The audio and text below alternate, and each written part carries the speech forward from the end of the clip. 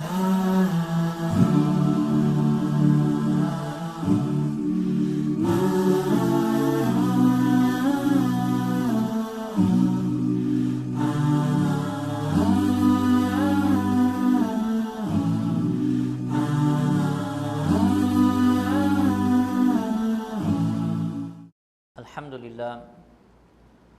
لله الذي أبدى الأفلاك والأرضين والصلاة والسلام على أشرف الأنبياء سيد الكونين إمام الحرمين إمام القبلتين إمام الأتقياء نبي محمد صلى الله عليه وسلم.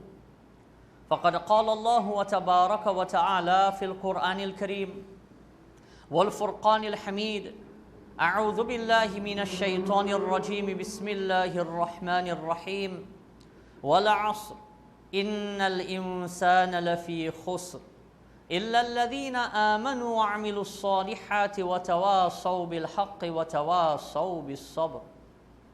وقال النبي صلى الله عليه وسلم: الدنيا سجن المؤمن وجنة الكافر. صدق الله وصدق رسول ونحن على ذلك من الشاهدين والشاكرين والحمد لله رب العالمين. أما بعد. Imam Bukhari alayhi rahmah brings a tradition from the great Sahabi Abu Hurairah radiyallahu ta'ala, where Abu Hurairah radiyallahu ta'ala said that we had posed a question to the Rasul sallallahu alayhi wasallam. We had said, Ya Rasulullah, O Messenger of Allah sallallahu alayhi wasallam, man akramun nasi, who is the most honorable from the entire of humanity? As a question that they posed to the Rasul sallallahu alayhi wasallam.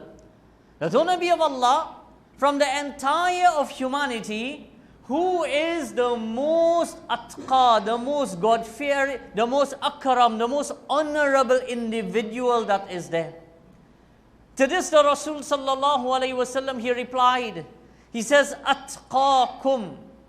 He says, the one from amongst you who has the most amount of taqwa, the most amount of piety, he is the best amongst the entire of humanity. He is the most honorable from the entire of humanity. Now if that same question were to be posed to us, man akramun nas, that who is the most honorable from the entire of humanity, now what is our response going to be? Now how do we view honor? How do we view this status that is there? Is it dependent on how many individuals know a person? That this person on planet Earth is very famous. So since this person is so famous, therefore we're going to say this is the most honorable person because everybody knows this person. Are we going to ascribe honor towards this person due to this individual and this person having subscribers or likes? Because today it seems as though the more likes and subscriptions that people have, they consider themselves to be very honorable, very, very great. Or is it going to be a person who we recognize as being intelligent? What is our criteria to determine a person who is really and truly honorable on the face of the earth? So the Nabi of Allah sallallahu alayhi wasallam, he directs our mind how to think. How should we be thinking in terms of honor? That in terms of honor, we should be thinking that honor comes with the taqwa, the recognition, fear of Allah subhanahu wa ta'ala. Now what is taqwa? Taqwa and this fear of Allah, it's a shield that a person has. Just like how a person will wear on a helmet. And this helmet protects this head of this individual from outside injuries that are there. Likewise, taqwa, it becomes like that shield for us as well against the anger of Allah and the Jahannam fire. So just like our person, you can't enter into your construction sites unless you got full PPE. You got to have all your protective gear. Likewise, a Muslim needs to have his protective gear as well. And that protective gear of this Muslim, it is the taqwa that is there. That's his protection. Protecting him from what? from the anger of Allah subhanahu wa ta'ala. It protects him from what? From the Jahannam fire. This is what he is being protected from when it is an individual will adopt this taqwa and this piety that's there. When it comes towards taqwa and piety, this taqwa is of 3 different categories. The very lowest of all taqwa and piety is simply to be a Muslim, to give up and to renounce shirk and polytheism, to not be a disbeliever. This is the very rock bottom least amount of taqwa that a person should have, at least be a Muslim. But when the Holy Quran and the ahadith of the Rasul sallallahu alaihi wasallam talks about adopting taqwa, it doesn't speak about being a Muslim.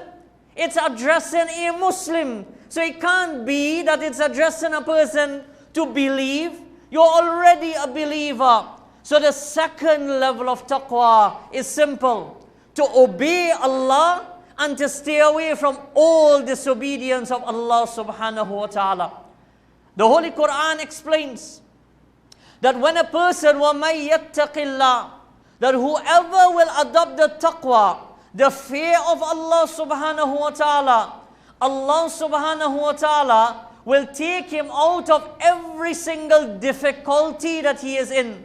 Sometimes it comes right here in this world, that when a person starts to obey Allah, he remains sabir and patient. Right here in this world, Allah opens up so much avenues for an individual right here on earth.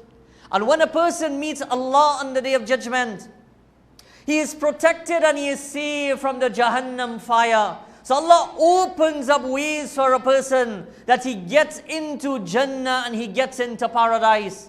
وَيَرْزُقْهُ, and Allah gives this person sustenance. مِنْ حَيْثُ لَا يَحْتَسِبْ, from places that he will have never even dreamt of sustenance coming to him. Allah opens up ways when a person will adopt taqwa and a person will become God conscious. When a person will start being obedient to Allah and staying away from wrong things, staying away from sins. This is Allah's promise in the Holy Quran, that whoever will fear Allah, Allah is going to open up ways. Difficulties are not going to come. And the second, Allah is going to give this person rizq. Allah is going to give this person sustenance. That's a middle level of taqwa. And the highest level of taqwa is when a person, he decides to give up sometimes things that are permissible, because perchance, if he overindulges in that permissible thing, he will end up doing things that are inaccurate and wrong that are there. So he starts sometimes even giving up permissible things. Now when we examine the month of Ramadan, what are the things that Allah asks us to give up? The things that Allah asks us to give up in the month of Ramadan is eating. And eating is a permissible thing. Allah asks us to give up drinking. Allah asks us to give up intimacy with our spouses, where all of these things are all permissible things. So what level of taqwa does Allah want from us then? Definitely not the first level, not even the second level that's there, which is ordinary obedience and stay away from disobedience, but to develop the highest level of piety where we become conscious in our lives, forget wrongs. We are thinking even further than that, that sometimes even permissible things, we don't want to indulge in it too much, but perchance in our overindulgence, it might lead us to commit a sin. So a person sometimes might like delicious foods, because he has a weakness for food, and this particular type of food, he eats it from his friends, he eats it from his relatives. But because of his love for this food that's there, he starts lowering his guard when it comes to consuming halal and ensuring every single aspect of it is halal. So one day he sees it, and every time he has checked before, every single time he knew it was always good. But there's one occasion, due to his love for it, he lowers his guard. All the time it was always good. It's going to be good today too. And that's the one day that he will go to indulge. And when he indulges, only on hindsight he realizes it's not the same recipe, It's not even the same maker. It's from somebody completely different that is there. So to be conscious and to be mindful when it is we do every single aspect of our lives. And Allah talks about the whole objective of Ramadan. It is the adopting of this thing called taqwa and piety. But not the ordinary levels of piety, but whereby we become conscious of sometimes even permissible things that we don't want to do them, so that we don't end up into things that are impermissible. It's like a person who is healthy and young. Even though he is healthy and young, his doctor still advise him, you have your whole life ahead. If you don't eat appropriately, and you don't do this and you don't do that, then possibly in your later years, you're going to suffer from all these diseases. So as such, you need to take the little precautions from now. Even in the permissible things, what to do. Don't eat so much. Cut off this and cut off that, so that later on you can enjoy a healthier, better life that is there. Even though if you eat it now, nothing's going to happen to you. Likewise, when it comes to our living on the face of this earth as well. Even when it comes towards the indulgence in the good things, to always be conscious as well towards our limits that are there. So a person, to align with our friends and all of those things is fine. But sometimes we will start to do it so much that what happens? We are very punctual people on Masjid. But all of a sudden now, the gatherings, they are just too fun now. So we perform Salat in Jamaat still, but we'll do it at the home now.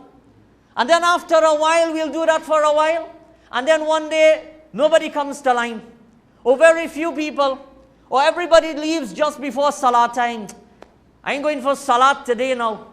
So from a person who was always in Masjid, because of those family, nobody will ever say that that's incorrect and that's wrong. But sometimes when we overindulge sometimes, where we were starts to drop little by little, little by little. So here is where we need to be conscious. Nobody ever says we can't do them, but we don't ever want to drop to ordinary levels anymore. We want to maintain excellence. We want to maintain goodness throughout our entire lives that is there. What are the promises from Allah? Safety from the fire of hell, sustenance, goodness in this life. And these are all the things that every single human being wants. So the Sahaba radiallahu ta'ala, they asked this very pertinent question. Man akramun nas o Nabi sallallahu alayhi wa sallam. That who is the most honorable person? And the Nabi of Allah says, the most honorable individual is the one who fears Allah the most. Abu Hurairah said that the Sahaba radiallahu ta'ala, they said to the Nabi, Laysa an hadha. O Nabi of Allah, we are not asking you about this. We are not asking you generally who is the most honorable individual. So they ask a general question, so they got a general answer. Who is the most honorable person amongst humanity? The most honorable is the one who fears Allah. So then they said, O Nabi of Allah, we don't mean it so general, call a name. O Nabi of Allah, call a name. Who is the most honorable individual specifically from the entire of humanity? Nabi sallallahu alayhi wa sallam, he says, Yusuf. He says, Nabi, Yusuf alayhi salam, Ibnu Nabiyyin, he is the son of a Nabi, Yaqub alayhi salam, Ibnu Nabiyyin, he is the son of a Nabi, his father was Ishaq alayhi salam, he is Ibnu Khalilillah, and Ishaq is the son of the friend of Allah. So who the Nabi of Allah says after, okay, you want a specific answer? Who is a specific person who has so much of honor on planet earth? He says Nabi Yusuf alayhi salam. And why not? Nabi Yusuf alayhi salam, he is the son of a Nabi. His father is Yaqub alayhi salam. What a great Nabi he was. From him the 12 tribes of Israel came. How honorable is he?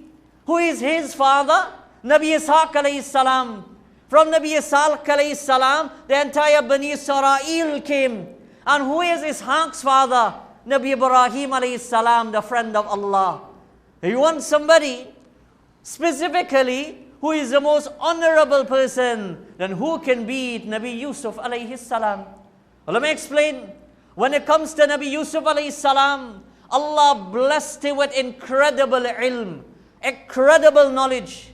That when it came to the interpretations of the dreams, the experts of Egypt could not have interpreted dreams like Nabi Yusuf alayhi salam. Allah blessed him with such a unique knowledge that the king of the time was forced to place his reliance on a prisoner inside the jails. That's how honorable and great the ilm and the knowledge of Nabi Yusuf alayhi salam was. So his knowledge was phenomenal. Second quality of Nabi Yusuf alayhi salam that makes him so honorable is just like what the Rasul sallallahu alayhi wasallam highlighted. His nasab and his lineage is also excellent. You want to look for honor? Ilm is one dimension that gives honor. Second dimension of honor is our lineages that are there. Lineages give honor to people. That you are the king's son. You are the king's daughter. Now these are honorable positions that people have. Look at the position of Nabi Yusuf alayhi salam. From regards to lineage, who can be more honorable than him? Third, ulama explain, when it comes towards hasab and status, Nabi Yusuf alayhi salam became the wazir and the minister of the entire of Egypt, where when it came to the time of famine, the king of the time was forced to place the entire economic system in the hands of Nabi Yusuf alayhi salam. The survival of this entire country is in whatever decisions you make on Nabi Yusuf. And what was the measures that he put in place? Farmers need to work assiduously, work well, bring good harvest, and we are going to only eat little, store, because there is a time of famine that's going to come, and this ration needs to last for 7 long years that's there. This is no ordinary type of planning that needs to go into it. No ordinary type of distribution. So the status that he was given was such an honorary status that's there, but a status of extreme responsibility also for the entire of the Egypt that was there. So status is another dimension that gives a person honor in this dunya. Ulama have explained that Allah gave Nabi Yusuf alayhi salam power. That whatever he said during those times, everybody had to listen, even the king has to listen to. The power that he holds. So there are certain people on the face of the earth, they hold the power of kings in their hands, yet still they have no titles of being kings.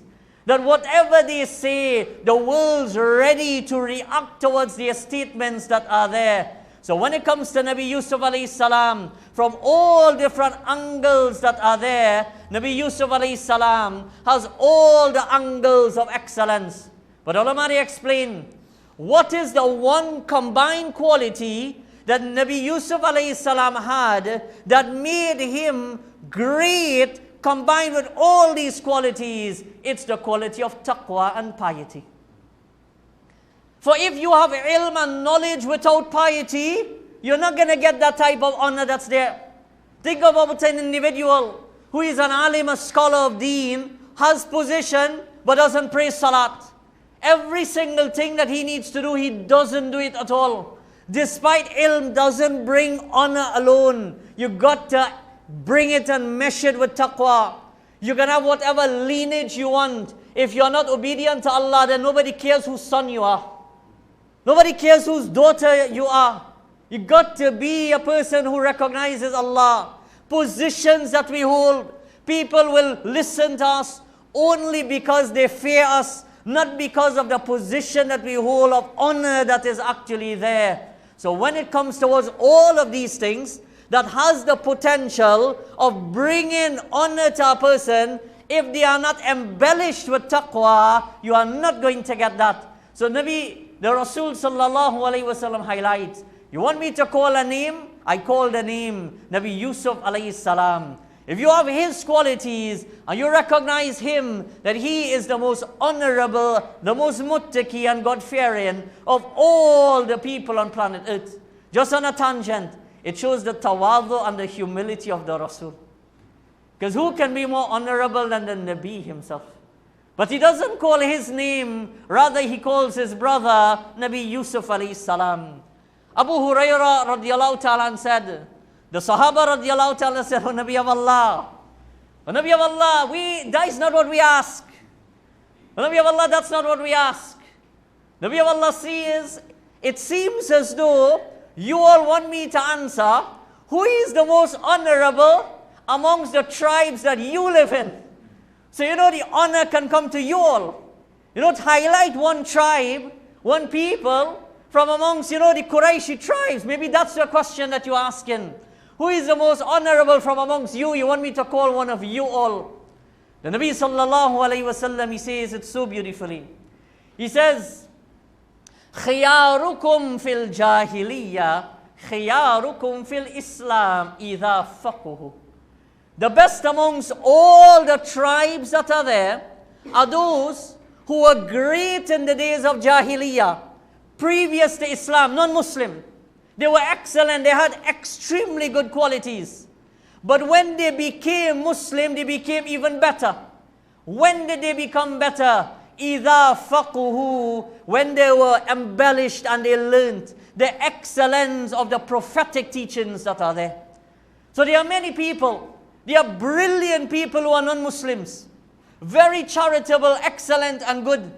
But most of the time, the excellences that they do, the objectives are all connected to themselves or this world.